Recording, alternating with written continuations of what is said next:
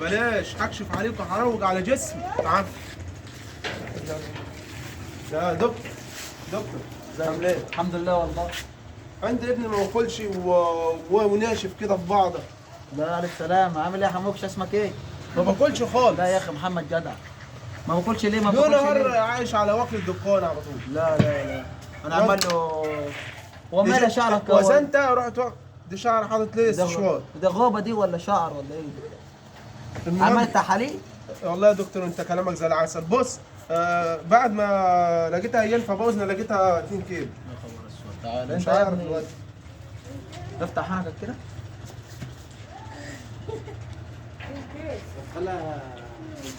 يا نهار اسود. ايه يا ابني حركه فيها جراميط دول ولا سمك ولا ايه؟ ده بايظ. ده ايه ده؟ حركه بايظ. تلوث بيئة يخرب بيتكم. انتوا الواد ده ما بيستحماش؟ لا ما انا خايف احميه عشان مش يجرب بطن. تشكي من زورك؟ مالك؟ بس يا دكتور هتموت هتفوت السنه الواد. لا لا الف سلام عليك، الف سلام عليك. شوف انت ده هتكتب لي دواء دي. هنكتب له دواء ولا بيجي لك رعشه وانت نايم بالليل؟ ما بيجيلكش ايه رعشه. اللي بيحصل يا بابا وانت نايم يعني؟ بتقوم زاجح مره واحده بعد ما تاكل برضه. طب اللي هو كنت بتاكل بسرعه. طب بص انا هكتب لك على الروشته اللي انت هتجيب. ماشي. الواد يستحمى 20 كم؟ 20 يوم 20 مره في اليوم. 20 مره في اليوم. 20 مره في اليوم. ليه بحمي كالب انا ولا؟ تمام. والصبح يتغسل بميه ديتول. ميه ديتول. ده تمام. عكس الميكروباص انا ولا؟ يا عم ايه؟ ايه؟ انا عارف شغل الواد حالته. لو الواد حالته صعب انت اهملت فيه. هو ده عيل بسم الله مش شخصيه محترمه.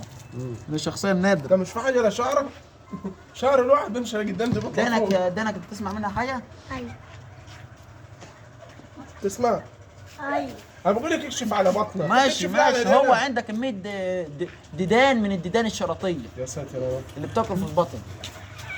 صح؟ بتحس بيهم صح؟ ساتر يا رب. مالك يا عليه يا عسل؟ ابني. مالك يا عسل تضحك على ايه؟ ايه؟ الواد بوزن لقيت 2 كيلو. 2 كيلو يا دكتور. معلش مع الفيتامينات ديت وكيلو حديد. انت ناقص حديد. حديد. كيلو حديد. حديد ايه ده؟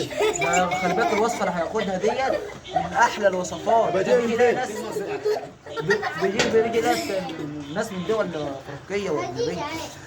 كيلو حديد مع كيلو عناصر هتغذي